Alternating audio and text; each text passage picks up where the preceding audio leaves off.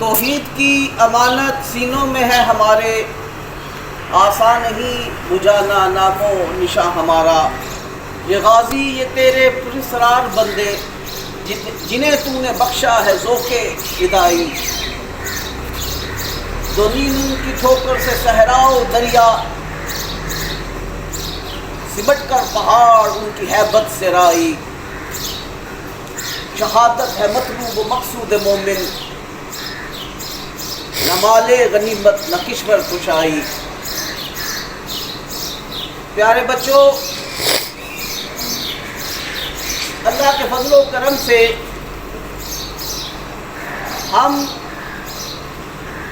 یوم تشکر منا رہے ہیں۔ اللہ کے فضل و کرم سے آج ہم دنیا بھر میں نازاں ہیں۔ اللہ کے فضل و کرم سے آج ہمیں ایک مسلمان اور ایک پاکستانی ہونے پر فخر محسوس ہو رہا ہے، اس لیے کہ مومن کی یہ شان ہے کہ اس روح زمین پر یہ امن کا ضامن ہے، توحید کا ضامن ہے،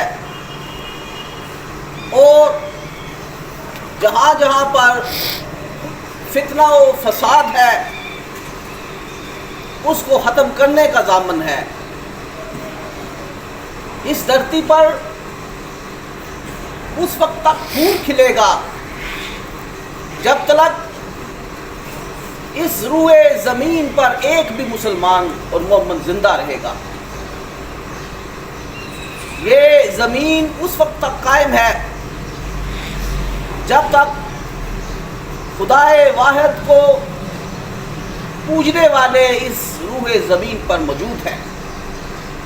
اسی طرح امت مسلمہ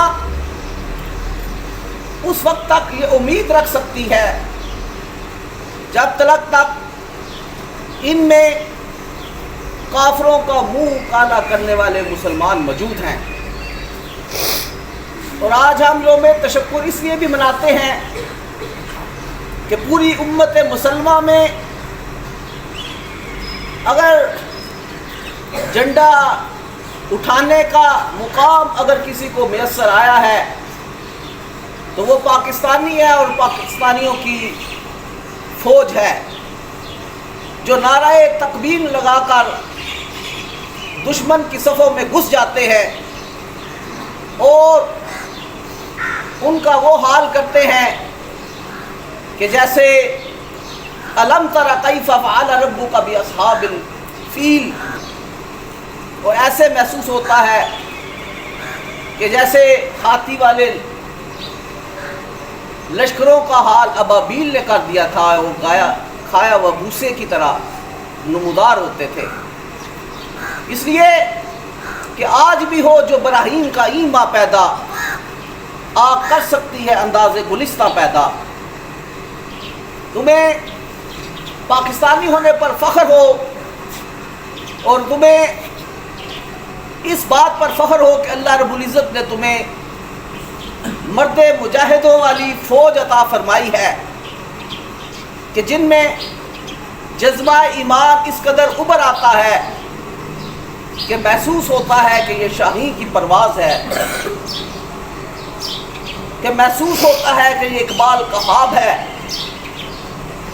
اس لیے اللہ کے فضل و کرم کے ساتھ ہم نازا ہونے کے ساتھ ساتھ اس کے حضور سجدہ بسجود بھی ہیں، اور ہم اس کے حضور سجدہ بسجود رہیں گے۔ اس لیے کہ یہ بات کوئی معمولی بات نہیں ہے۔ This is the cause of infiltration of the bravery، کہ اب ان سارے بچوں میں یہ شاہین کی پرواز آ چکی ہے، اور پوری قوم جو ہے وہ جاگ چکی ہے۔ پاکستان زندہ باد، پاک فوج زندہ باد، وما علینا الا